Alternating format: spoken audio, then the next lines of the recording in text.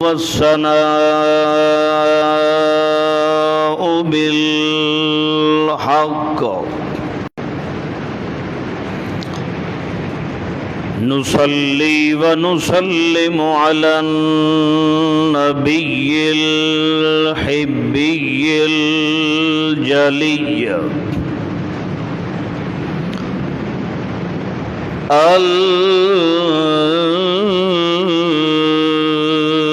الجلي ذي القدر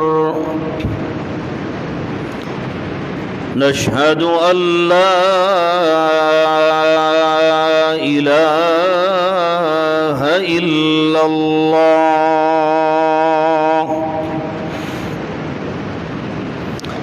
وحده لا شريك له في الأمر ونشهد أن من ومستند جميع الخلق عبد الله ونبيه ورسوله أما بعد فأعوذ بالله من الشيطان الرجيم بسم الله الرحمن الرحيم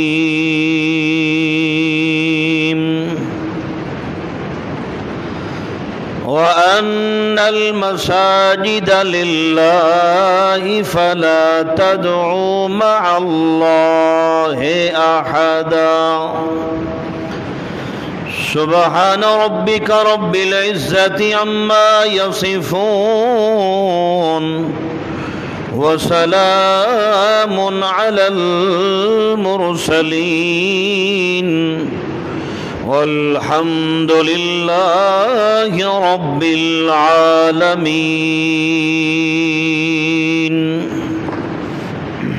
بسم الله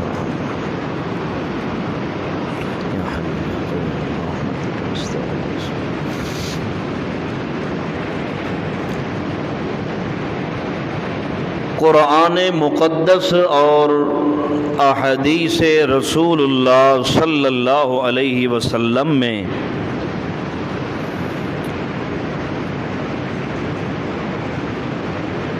مسجد کی بڑی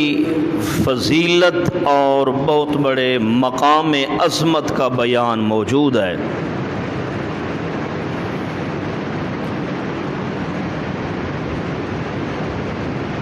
مسجد کا لغوی معنی اور شریعت میں مسجد کس کو کہتے ہیں یہ آپ کو بتلانا ہے۔ اللہ پاک کی توفیق اور اس کی عنایت سے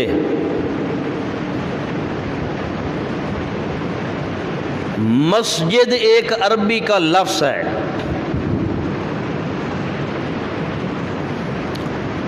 جس کا لغوی معنی ہوتا ہے سجدہ کرنے کی جگہ، سجدہ کرنے کی جگہ۔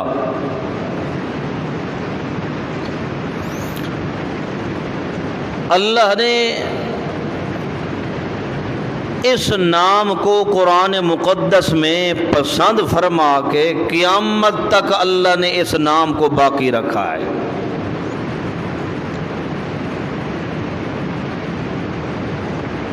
اور یہ نام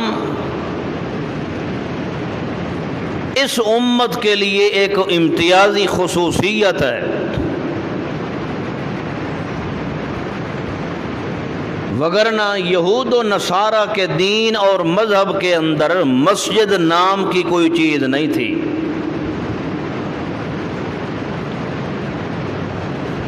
جب سے اللہ نے قرآن مقدس کا نزول فرمایا، صاحب قرآن محمد مصطفیٰ صلی اللہ علیہ وسلم کو حدیث کا علم نصیب فرمایا، تو اس وقت سے اللہ نے خود اس لفظ کو پسند فرما کے قرآن مقدس میں اس کا نزول فرما دیا ہے، تاکہ مسلمان مومن بندہ چونکہ سجدہ اللہ کو کرتا ہے، اللہ کے علاوہ کسی کو سجدہ نہیں کرتا مسلمان مومن بندہ، اس لیے اللہ نے فرمایا میں وہ لفظ مخصوص کروں جس لفظ کا معنی ہی ہو کہ سجدہ کرنے کی جگہ، تاکہ مسلمان مومن میری اس جگہ پر سجدہ کرے جس کو میں اللہ نے مسجد کہا ہے۔ تو اس لیے مسجد کا لغوی معنی ہوا سجدہ کرنے کی جگہ۔ ایک اور بات بھی سماعت فرما لیں، اس امت کی یہ خاص خصوصیت ہے کہ اس امت کا نمازی، نماز پڑھنے والا نیک بندہ اس زمین کے جس حصے پر چاہے تو وہ نماز پڑھ سکتا ہے۔ اللہ کے رسول صلی اللہ علیہ وسلم نے خود فرمایا کہ اللہ نے میرے لیے اور میری امت کے لیے پوری زمین کو مسجد بنا دیا ہے، یعنی جہاں پر نماز پڑھنی ہے وہ جگہ بظاہر صاف ہو، ستھری ہو، پلیت نہ ہو، صاف ستھری جگہ ہو، جو بھی زمین کا جو حصہ ہو وہاں پر نماز پڑھی جا سکتی ہے، وہاں سجدہ بھی اللہ کو کیا جا سکتا ہے۔ یہ صرف اس امت کی خصوصیت ہے۔ پچھلی امتوں کو حکم ہوتا تھا کہ وہ جہاں عبادت کرنے کی مین جگہ ہوتی وہ وہاں جا کے عبادت کرتے، اس کے علاوہ کسی اور جگہ پر عبادت ان کے لیے جائز نہیں ہوتی۔ اس امت کا اللہ نے شان مقام بڑھاتے ہوئے فرمایا میرا پیغمبر تیری امت کا مقام چونکہ بلند ہے، یہ جہاں نماز پڑھنا چاہے میں اللہ نے ساری زمین کو پاک فرما دیا ہے۔ شریعت کے اندر قرآن و سنت کی زبان میں مسجد اس کو کہا جاتا ہے جس میں صرف اللہ کا حق ادا کیا جاتا ہو۔ یہ تعریف یاد رکھنا، شریعت اور قرآن و سنت کی زبان میں مسجد اس کو کہا جاتا ہے جہاں صرف اللہ کا حق ادا کیا جاتا ہو۔ اللہ کے حق میں اللہ کے رسول کا بھی حق آ جاتا ہے، دین کا بھی آ جاتا ہے، سارے حقوق آ جاتے ہیں۔ مین چیز مسجد صرف اللہ کا حق ہے۔ شریعت میں مسجد کہا اس کو جاتا ہے جہاں صرف اللہ اور اللہ کی توحید کے بیان کرنے کا حق ادا کیا جاتا ہو، اس کو شریعت میں مسجد کہا جاتا ہے۔ یہ تعریف قرآن نے خود کی ہے۔ معلوم ہوتا ہے جس مسجد میں اللہ کی توحید بیان نہ ہو اس کو اللہ نے مسجد کہا بولو نہیں ہے، کیونکہ اس میں اللہ کا حق نہیں ادا ہو رہا۔ اور جس مسجد میں اللہ کا حق اور اللہ کی وحدانیت بیان نہ ہو، جب اللہ نے اس کو مسجد نہیں کہا تو اس میں عبادت کرنے والے کی عبادت بھی قابل قبول نہیں ہوگی۔ نبی علیہ السلام کے مقابلے میں منافقین نے بھی ایک مسجد بنائی تھی جس کو اللہ نے کہا ہے مسجد زرار، یہ منافقین نے بنائی تھی، اور ان کا ارادہ تھا کہ نبی علیہ الصلوۃ والسلام کو ہم دعوت دے کر لے آئیں گے، اللہ کے رسول ہماری مسجد میں آ جائیں گے، یہاں افتتاح کر دیں گے، چلو ہماری الگ مسجد ہو جائے گی، یہاں بیٹھ کے ہم اسلام کے خلاف میٹنگیں اور سازشیں کریں گے۔ اللہ نے پہلے اپنے پیغمبر کو بتا دیا میرا پیغمبر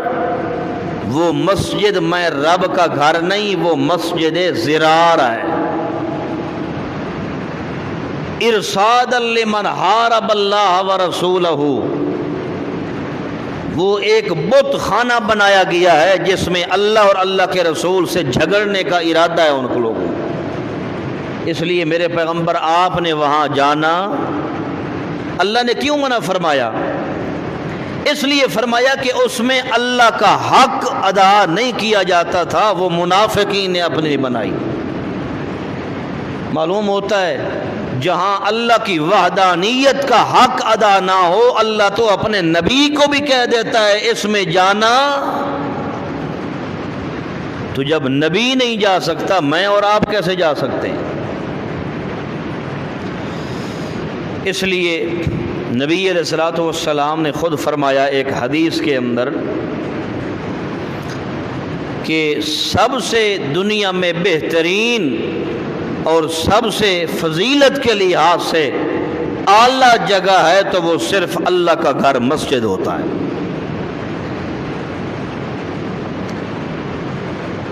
مزید اتنی فضیلت آپ خود اندازہ لگا لیں۔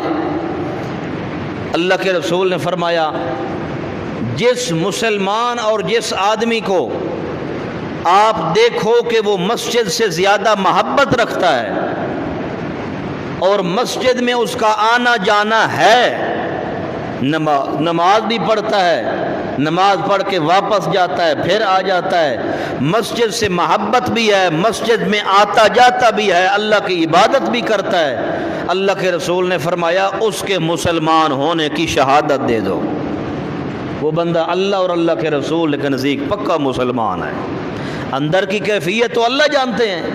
مگر اسلام شریعت ظاہر پر حکم لگاتی ہے، یعنی مسجد اور اللہ کا گھر اتنی فضیلت والا ہے کہ جو اس اللہ کے گھر میں آ جائے اللہ اس کو بھی اپنا فرما بردار مسلمان شمار کر دیتے ہیں۔ اور جو بندہ مسجد سے محبت کا اظہار کرے اللہ کے نزدیک وہ بھی سب سے بڑا مسلمان ایماندار ہے۔ اس لیے اللہ کے قرآن نے خود مسجد کی تعریف کرتے ہوئے اللہ نے فرمایا کہ مسجد میں اللہ کا حق ہے، اس میں اللہ کے رسول کا بھی حصہ نہیں ہوتا۔ لہذا جب مسجد اللہ کا حق ہے، اللہ کی وحدانیت بیان اس میں کی جائے، اللہ کا نام بلند کیا جائے، اللہ کی توحید قرآن کے ذریعے بیان کی جائے، اللہ کی عبادت کی جائے، تو جب یہ ہے ہی اللہ کا حق تو پھر اس مسجد میں مخلوق کا کوئی حصہ یا مخلوق کا کوئی عمل درکار نہیں ہوتا۔ جب اللہ نے خود قرآن میں فرما دیا ہے کہ میرے رسول کا بھی میرے حق کے اندر حق نہیں ہے، جب اللہ کے توحید، اللہ کے مسجد گھر کے اندر اللہ کے رسول کا حصہ نہیں ہے تو میرا اور آپ کا ایک حصہ بن سکتا ہے مسجد کے اندر؟ نہیں بن سکتا۔ اب ذرا توجہ کرنا اللہ کے قرآن کی آیاتیں اور قرآن کس طرح تشریح کرتا ہے، اور قرآن کہے گا وضاحت کے ساتھ کہ مسجد اللہ کا حق ہے، پھر اس مسجد کو آباد کرنے کے اہل لوگ کون ہوتے ہیں جن کو اللہ کے قرآن نے کہا ہے کہ وہ لوگ مسجد کو آباد کر سکتے ہیں۔ یہ سمجھانا ضروری ہے۔ قرآن مقدس کا مسئلہ ہے، میرے گھر کا مسئلہ تو ہے نہیں ہے۔ اللہ کریم فرماتے ہیں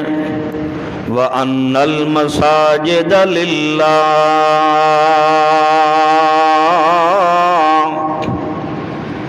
فَلَا تَدْعُوا مَعَ اللَّهِ أَحَدًا۔ او ایماندارو، جس جگہ پر تم جا کے اللہ کی عبادت کرتے ہو، اللہ کے سجدے کرتے ہو، اللہ کے نام کا اتحیات، قیام، رکوع، سجدہ، سب کچھ اللہ کے لیے کرتے ہو،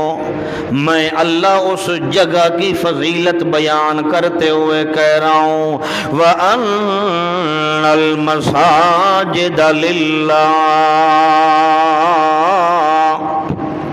یہ مسجدیں جتنے بھی ہیں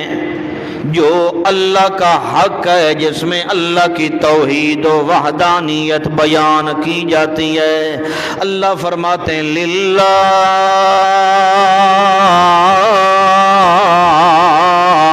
یہ صرف اللہ ہی کے لیے خاص ہیں، اللہ کے علاوہ کسی کے لیے مسجد خاص نہیں ہے۔ جیسے اللہ کریم نے فرمایا ہے الحمدللہ رب العالمین، تمام کے تمام کارسازی صفات، تمام کے تمام تعریفیں اللہ ہی کے لیے خاص ہیں۔ ایسے اللہ کریم نے فرمایا وَأَنَّ الْمَسَاجِدَ لِلَّهِ، مسجد صرف اللہ کا گھر ہے، اللہ کا حصہ ہے، اللہ کا حق ہے، کسی کی جائیداد نہیں، کسی کی وراثت نہیں، کسی کی ملکیت نہیں ہے۔ جب اللہ کے قرآن نے بتا دیا للہ، مسجد صرف اللہ کا حق ہے، اللہ کے علاوہ نبی کا بھی حق نہیں ہے، نبی کا بھی حصہ اللہ کے گھر میں نہیں۔ اگر نبی کا بھی حصہ اور حق ہوتا تو اللہ فرماتے نہیں نہیں، تھوڑا سا تو میرے ساتھ میرا نبی بھی شریک ہے۔ نہیں نہیں، اللہ کریم نے فرمایا ان المساجد للہ، یہ صرف اللہ کا حق ہے، اس میں عبادت بھی اللہ کی کرنی ہے، اس میں سجدے بھی اللہ کے نام کے کرنے ہیں، اس میں قیام بھی اللہ کا کرنا ہے، اس میں رکوع سجدہ اور تعریفیں بھی اللہ پاک کی کرنی ہے۔ جب یہ ثابت ہو گیا کہ مسجد اللہ کا حق ہے، مسجد اللہ پاک کی وراثت ہے، کسی کی جائیداد و ملکیت نہیں ہے، اللہ فرماتے ہیں جب یہ قرآن کے ذریعے ثابت ہو گیا ہے فلا تدعو مع اللہ احدا، جب شور و پکار مسجد میں اللہ کی خالص کرنی ہے تو ایماندار و خیال کرنا، اللہ کی عبادت کے اندر کسی کو شریک مت کرنا، وگرنہ تمہاری عبادت خالص نہیں رہے گی، تمہاری مسجد خالص نہیں رہے گی۔ جب تمہاری عبادت کے اندر اور شریک ہو گئے، غیر اللہ کو شریک کر دیا اور مسجد کے اندر اللہ کی توحید کے ساتھ شرکیہ اعمال کرنے لگ گئے یا بدعات و رسومات ہونے لگ گئی اللہ کے گھر مسجد کے اندر، تو وہ مسجد اللہ کی نہیں رہے گی، اس میں غیر اللہ کا حصہ بن جائے گا۔ جب غیر اللہ کا بن جائے، اللہ نے اس کو مسجد نہیں کہا، مسجد صرف اللہ کا حق ہوتا ہے۔ اس لیے اللہ کریم فرماتے ہیں فلا تدعو مع اللہ احدا، جب تم نے یہ سچ پہچان کر لیا ہے، جب تم نے قرآن کے ذریعے سن لیا ہے کہ مسجد صرف اللہ کے حق کا نام ہے، اللہ کی توحید بیان کرنے کا نام ہے، اللہ کی وحدانیت کھول کھول کے بیان کرنے کا نام ہے، اللہ کی تعریفیں اللہ کے گھر کے اندر کرنے کا نام ہے، تو اللہ کے ساتھ کسی کو بھی شریک نہ کرنا، کسی نبی ولی کو، کسی جن فرشتے کو، کسی نوری ناری حجری شجری جنگلی کوئی روئی موئی اول اظہر ابتر اجدر انور، کسی خاکی یا نوری کو میرے ساتھ شریک نہ کرنا۔ کیوں؟ مسجد میں اللہ کا حق ہے، جو مسجد میں عبادت کی جائے گی وہ میں خالص اللہ کے لیے ہو، غیر اللہ کے لیے۔ جب مسجد میں غیر اللہ کا حصہ نہیں ہے تو پھر مسجد میں ہونے والی عبادت کس کے لیے ہوگی؟ اللہ ہی کے لیے خاص ہوگی، غیر اللہ کے لیے نہیں۔ اچھا یا اللہ، یہ تو ہمیں سمجھ آ گیا، مسجد تیرا حق ہے، تیرے نبیوں کا بھی اس میں حصہ نہیں ہے۔ ان المساجد للہ، اب اللہ تو قرآن کے ذریعے بتلا، کیونکہ دنیا میں جماعتیں تو بڑی ہیں، اگر کسی جماعت کا نام لیا جائے تو عوام اس پہ اعتبار نہیں کرے گی، کسی شیخ الحدیث یا مفتی کا نام لیا جائے تو اس کا کوئی اعتبار نہیں ہے۔ میرا اللہ تو قرآن کے ذریعے بتلا کہ تیری مسجد کو آباد کرنے کا اہل کون ہے، تیری مسجد کو آباد کون کر سکتا ہے، تیری مسجد کے اندر امن قائم کرنے والا کون ہوتا ہے۔ اللہ فرماتے ہیں ہاں میں قرآن کے ذریعے بتلاؤں گا، کسی کتاب کے ذریعے نہیں۔ جب اللہ کے قرآن کا فیصلہ آ جائے گا، اللہ کی قسم ہے دنیا کی ساری کتابیں پیچھے ہو جائیں گی۔ جب قرآن کا فیصلہ آ جائے گا، اللہ کریم فرماتے ہیں میں اللہ قرآن کے ذریعے بتلا رہا ہوں، انما یامر مساجد اللہ، یہ 10واں سپارہ ہے، سورت کا نام ہے سورت التوبہ، اس کا ترجمہ گھروں کے اندر جا کے دیکھ لینا۔ اللہ کریم فرماتے ہیں میں اللہ کے نزدیک جو مسجد کو آباد نہ کرنے والے لوگ ہیں، جو میں مسجد کے میرے گھر کے اہل نہیں ہیں، مستحق نہیں ہیں، میں اللہ ان کے بارے میں کہہ رہا ہوں ما کان للمشرکین ان یعمروا مساجد اللہ شاہدین علی انفسہم بالکفر اولئک حبطت اعمالہم وفی النار هم خالدون۔ اللہ کریم نے فرمایا ما کان للمشرکین ان یعمروا مساجد اللہ، تفسیر روح المعانی کے اندر لکھا ہوا ہے، اللہ کریم نے فرمایا ما کانا اے لا یصح ولا یلیق، یعنی مشرکین کے لیے اور منافقین کے لیے اللہ کے گھر کو آباد کرنے کا حق ہی کوئی نہیں، لا یصح ولا یلیق، ان کے لیے جائز بھی کوئی نہیں، ان کے لیے لائق بھی نہیں ہے، ان کے اندر طاقت نہیں ہے کہ وہ اللہ کے گھر کو آباد کر سکیں۔ ما کان للمشرکین ان یعمروا مساجد اللہ، اللہ کے گھر کو آباد کرنے کی ہمت نہ مشرکین کے اندر ہے نہ منافقین کے اندر ہے۔ پھر اللہ ہم تو دیکھتے ہیں مشرکین مکہ نے بیت اللہ کا طواف بھی کیا ہے، وہ تو بیت اللہ کا حج بھی کرتے تھے مشرکین مکہ، وہ تو حاجیوں کو ستو بھی ملا کے مکس کر کے بھی پلاتے تھے، انہوں نے تو بڑی بڑی عبادتیں کی ہیں۔ اللہ کریم فرماتے ہیں میں رب کے قرآن کا فیصلہ بر رکھا ہے، میں اللہ جو کہہ رہا ہوں ما کانا اے ما یصح، ان کے لیے جہد بھی نہیں ہے، ان کی طاقت بھی نہیں ہے، ان کے لیے لائق بھی نہیں ہے، وہ جتنی نیکیاں کرتے رہیں میں اللہ خود قرآن کے اندر بیان کر رہا ہوں اولئک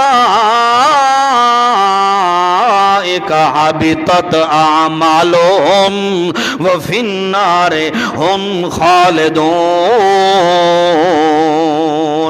جتنے انہوں نے عمل کیے سارے کے سارے عمل ان کے ضائع و برباد ہیں، اور ان کا ٹھکانہ اللہ نے ہمیشہ کے لیے جہنم کے اندر قرار دے دیا ہے۔ اب ایمان سے فیصلہ فرما میرا مسلمان بھائی، اللہ کے قرآن کا فیصلہ برحق ہے یا کتابوں کا فیصلہ برحق ہے؟ اللہ نے منافقین کے بارے میں فرمایا ہے ان المنافقین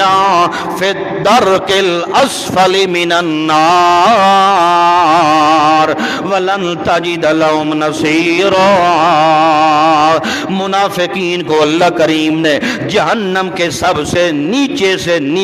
طبقے کے اندر ڈالنا ہے، جب ڈالنا ہے تو ان کی آواز بھی کوئی نہیں نکلنی۔ اللہ کریم فرماتے ہیں میرے گھر کو آباد کرنے کی ہمت نہ مشرکین کے اندر ہے نہ منافقین کے اندر، میرے گھر کو آباد کرنے کی ہمت ہے۔ جائے اللہ پھر کون آباد کر سکتے ہیں؟ اللہ کی قسم ہے، اللہ کا قرآن کہتا ہے، اللہ کریم فرماتے ہیں انما یامر مساجد اللہ من آمن باللہ والیوم الآخر واقام الصلاۃ وآتى الزکاۃ ولم یخش الا اللہ فعسى اولئک ان یکونوا من المعتدین۔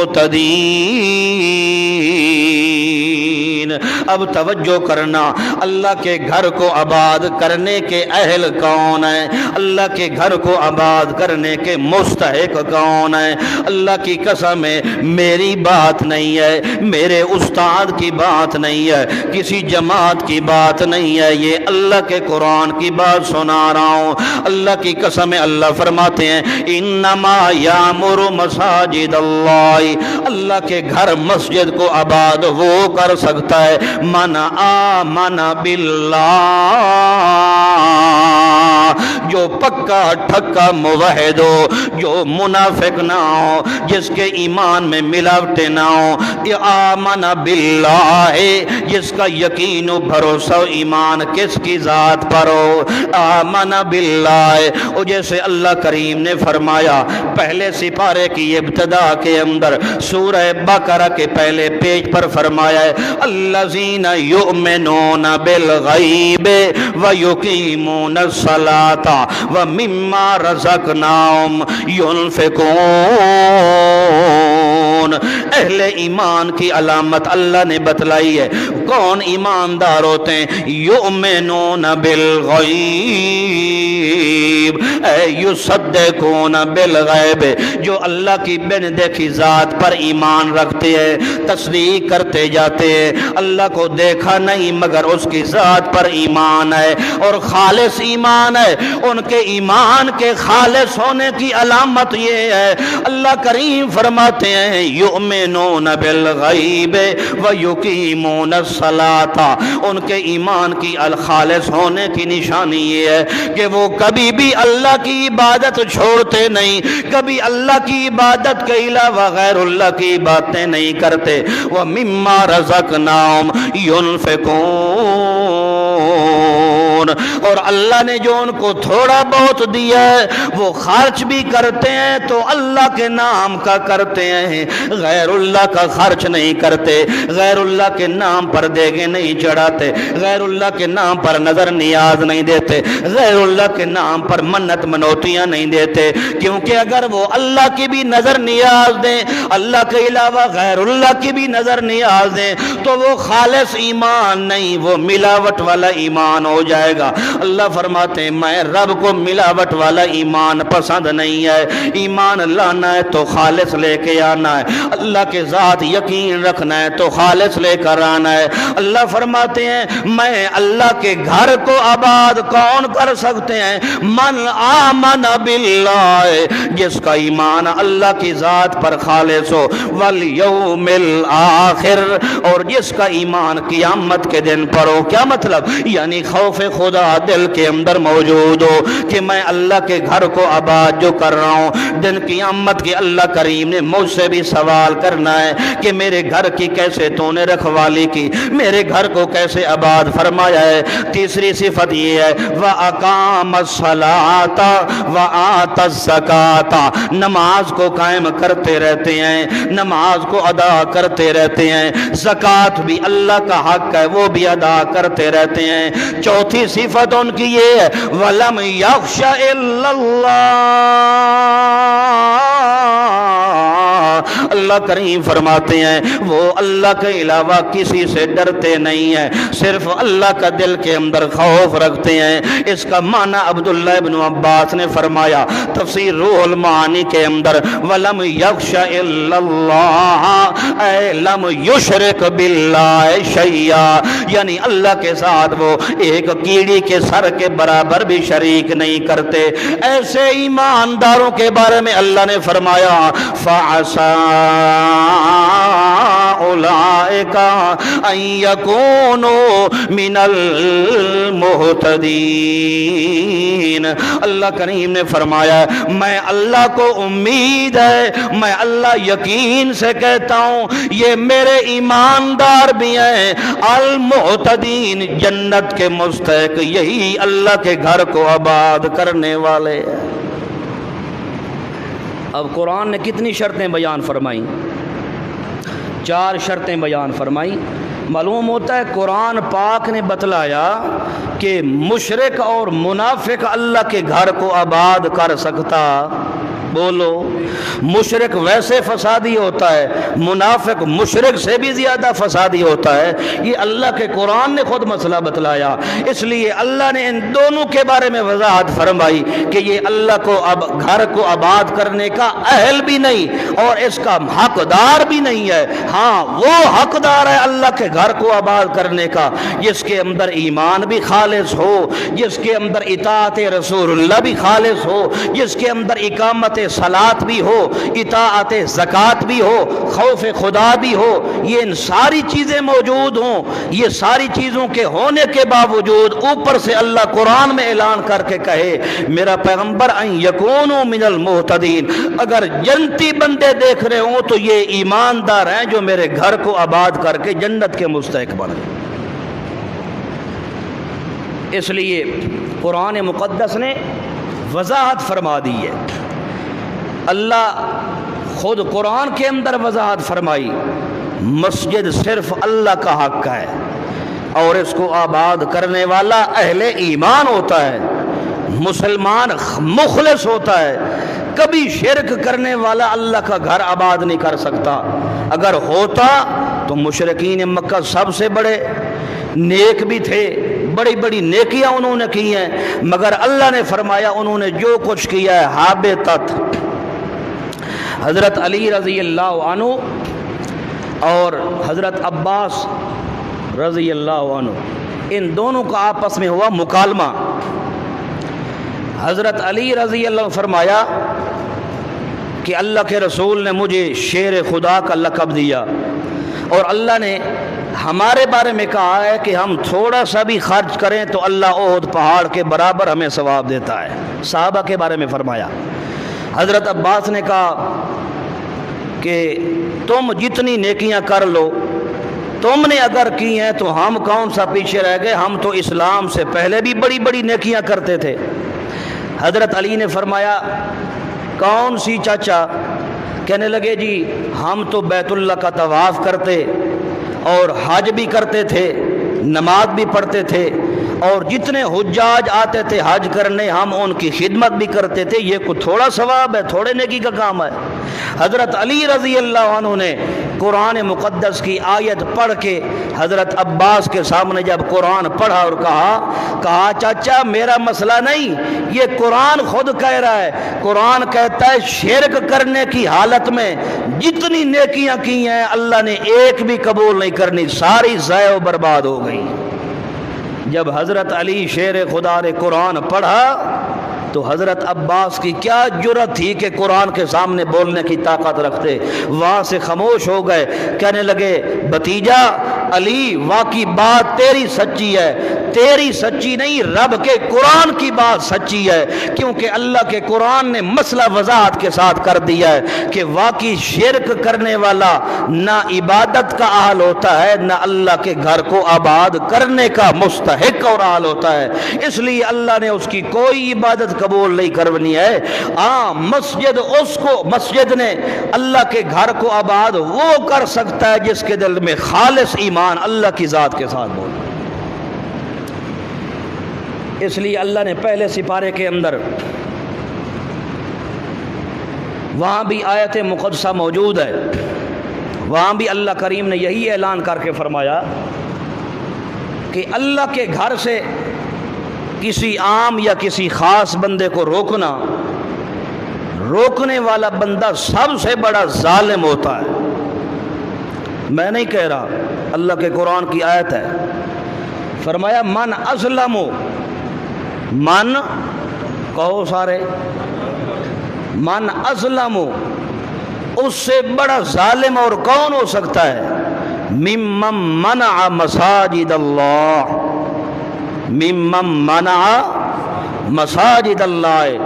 جو اللہ کے گھر سے کسی کو روکے اور کہے تو دفع ہو جا یہاں اللہ کے گھر سے، تیرا اللہ کے گھر مسجد کے اندر آنے کی اجازت نہیں ہے، تیرا مسجد میں آنا حرام ہے، اللہ فرماتے ہیں میرے گھر سے روکنے والا اس سے بڑا ظالم اور جاہل اور گمراہ اور کوئی نہیں ہے۔ کیوں؟ مسجد کسی کی ملکیت نہیں، مسجد کسی کی میراث نہیں، وراثت نہیں۔ جب اللہ کا گھر ہے تو اس میں ہر عام خاص بندہ اس کے اندر داخل ہو سکتا ہے۔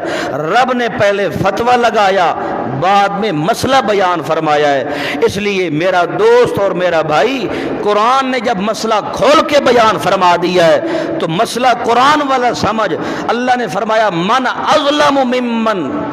منع مساجد اللہ، اور جیسے اللہ نے فرمایا من اضل ممن یدعو من دون اللہ من لا یستجیب له الی یوم القیامہ، فرمایا اس شخص سے بڑا ظالم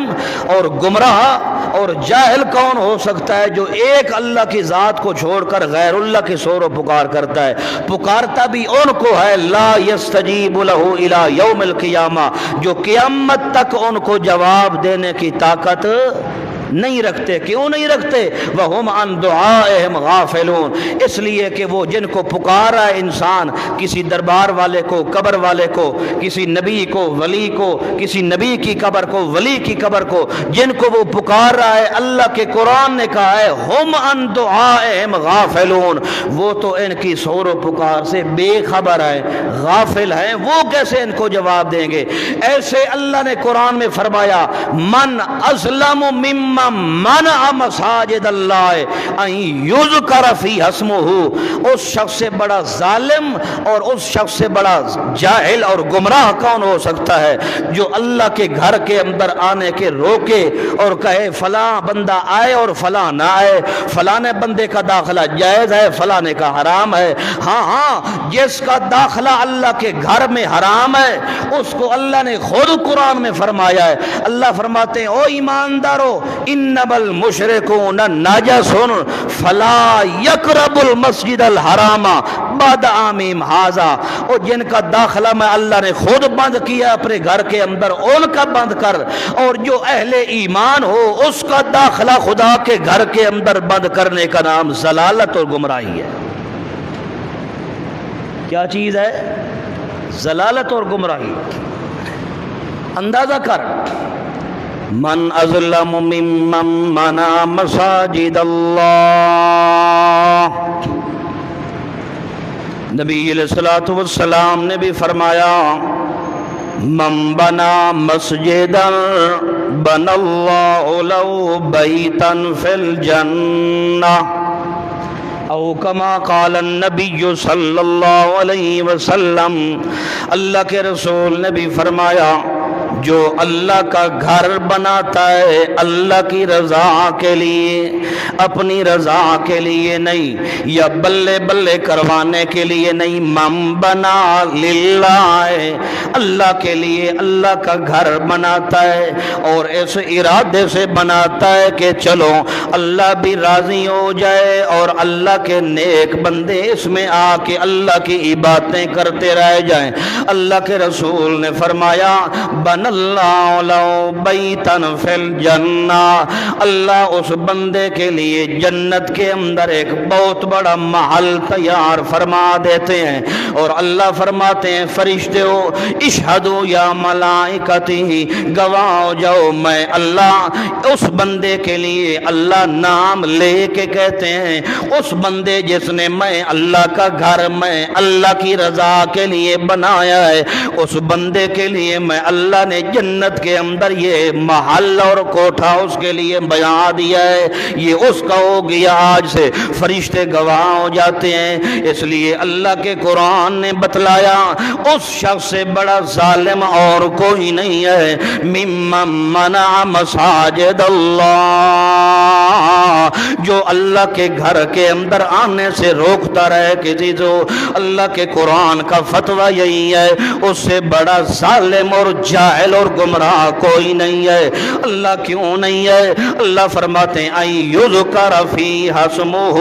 وسعی فی خرابها، اس وجہ سے وہ روکتا ہے کہ اللہ کی توحید بیان کی جائے، اللہ کا حق اللہ کے گھر مسجد کے اندر بیان کی جائے، اس لیے کہ مسجد تو اللہ کا حق ہے، غیر اللہ کا حق اس میں آ سکتا نہیں ہے۔ جب اللہ کا حق ہے تو توحید بھی کھول کھل کر بیان کرنا بھی اللہ کا حق ہے۔ اللہ کریم فرماتے ہیں لہذا اللہ کے گھر سے روکنے والا، یہاں اس مقام پر تفسیر عثمانی کے اندر حضرت مولانا شبیر احمد عثمانی رحمت اللہ علیہ نے یہاں معنی کیا ہے، اور حضرت مولانا مفتی محمد شفیع رحمت اللہ تعالی علیہ نے مفتی اعظم پاکستان نے تفسیر معارف القرآن کے اندر بھی اس مقام پر انہوں نے تفسیر کے اندر لکھ دیا ہے کہ جناب یہ آیت مقدسہ مشرکین مکہ کے بارے میں نازل ہوئی ہے یا یہودیوں کے بارے میں نازل ہوئی ہے۔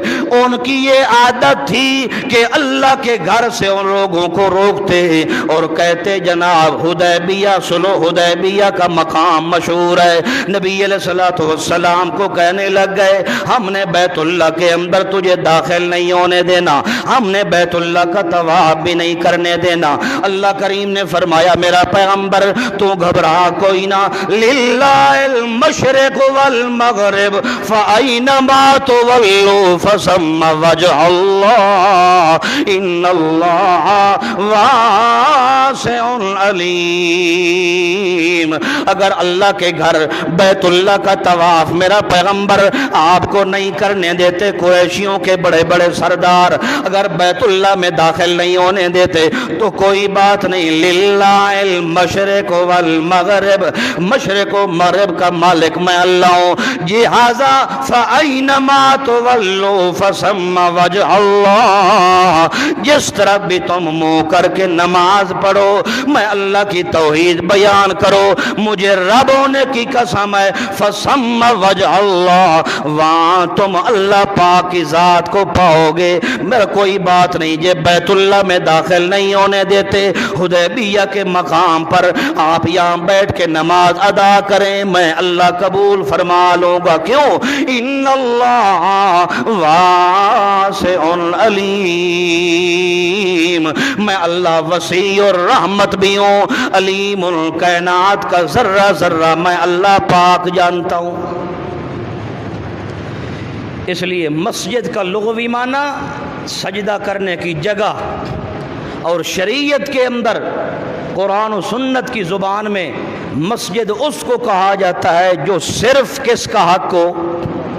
بولو،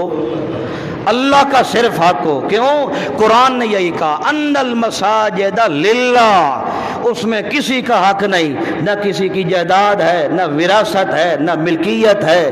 کوئی کسی کی وراثت و ملکیت نہیں۔ کیوں؟ یہ قرآن نے خود کہا ہے، اللہ نے خود کہا ہے، اور جس کا گھر ہے اس خدا نے خود کہہ دیا ہے کہ یہ میرا گھر ہے، اس میں کسی اور کو ٹنگ اڑانے کی اجازت نہیں۔ ہاں، خدا کے قرآن نے جب مسئلہ کھول کے بیان فرما دیا ہے، اس لیے تو اللہ کریم نے پہرا لگا دیا ہے۔ میرا پیغمبر جب مسجد میں اللہ کا حق ہے تو اس کے اندر شرک کی باتیں کرنا یا بدعات و رسومات کرنا، اگر اس جیسے کام اللہ کے گھر کے اندر ہوں تو خبردار، فلا تدعو مع اللہ احدا، پھر وہ مسجد مسجد نہیں رہے گی، وہ اللہ کی مسجد سے باہر نکل جائے گی۔ ہاں، اللہ کا گھر مسجد وہ ہوتا ہے جس میں اللہ کا نام بلند کیا جائے، جس میں اللہ کی توحید کھول کھول کر بیان کی جائے، جس میں اللہ کے قرآن کو کھول کر بیان کیا جائے، وہ اللہ کا گھر مسجد ہوتا ہے۔ معلوم ہوتا ہے قرآن مقدس نے بھی بیان فرما دیا،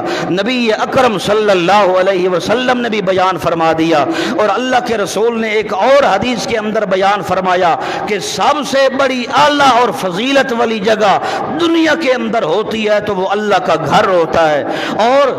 مسجد کے قریب جس کا گھر ہو وہ بھی اللہ پاک کی رحمت کے بالکل شامل حال ہوتا ہے۔ لوگ تو کہتے ہیں جی مسجد کے قریب ہمارا گھر ہے، ہر وقت اذانوں کا آنا، یہ مولوی خاموش ہی نہیں ہوتے، لیکن میرا بھائی میرا دوست یوں معاملہ نہیں، ایسا سمجھ کہ مسجد تیرے گھر کے قریب ہونا یہ اللہ کی طرف سے بڑی خوش قسمتی ہے۔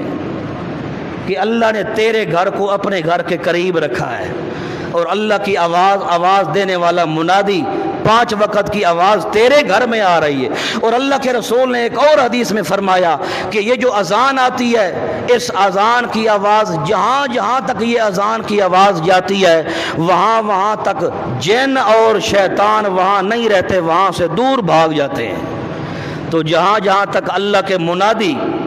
آواز دینے والے کی آواز اللہ کے گھر مسجد سے جاتی ہے، وہاں وہاں تک تو کوئی شیطان اور جن بھی نہیں رہتا۔ اس لیے معلوم ہوتا ہے اللہ کا گھر مسجد بھی اللہ کا گھر ہے، اس میں آواز آنے والی بھی اللہ کا منادی آواز دیتا ہے، اللہ کے گھر کے اندر آواز آتی ہے۔ اس لیے اللہ کے گھر کی بھی عزت کرنا ضروری، اللہ کے گھر کی عظمت کا خیال کرنا بھی ضروری، اور اللہ کی مسجد گھر کے اندر واقعی قرآن مقدس نے کہہ دیا ہے وَسَعَ فِي خَرَابِهَا، اس کے اندر خرابی کرنے والا، فساد مچانے والے کو تو اللہ نے مسلمان ہی نہیں کہہ دیا ہے۔ جو اللہ کے گھر میں آ کے فساد کرے یا کوئی اللہ کے گھر کے اندر امن خراب کرنے کی کوشش کرے، اللہ نے تو قرآن میں اس کو مسلمان نہیں کہا۔ مسلمان تو سلامتی کا نام ہے، میں اور آپ مسلمان ہیں الحمدللہ، مگر اللہ کے رسول نے فرما دیا ہے کہ مسلمان وہ ہوتا ہے جس کی نہ زبان سے اور نہ ہاتھ سے دوسرے مسلمان کو تکلیف پہنچے۔ مگر سوچنا میں اور آپ نے یہی ہے کہ میری زبان اور ہاتھ سے دوسرے مسلمان تو نہیں تکلیف دے کے اندر ہے، اگر تکلیف دے رہا ہوں تو سمجھ میرے اندر اسلام نہیں۔ کیوں؟ جب اللہ کے رسول نے فرمایا المسلم من سالم المسلمون من لسانہ و یدہ، مسلمان کامل وہ ہوتا ہے جس کا تعلق اللہ کے گھر مسجد کے ساتھ اور اللہ کی عبادت کے ساتھ ہوتا ہے، وہ ہوتا ہے جس کی زبان بھی محفوظ ہو، جس کا ہاتھ بھی کیا ہو۔ اللہ پاک ہمیں عمل کی توفیق عطا فرمائے اور صحیح ایمان و اسلام کی سمجھ نصیب فرمائے۔ وآخر دعوانا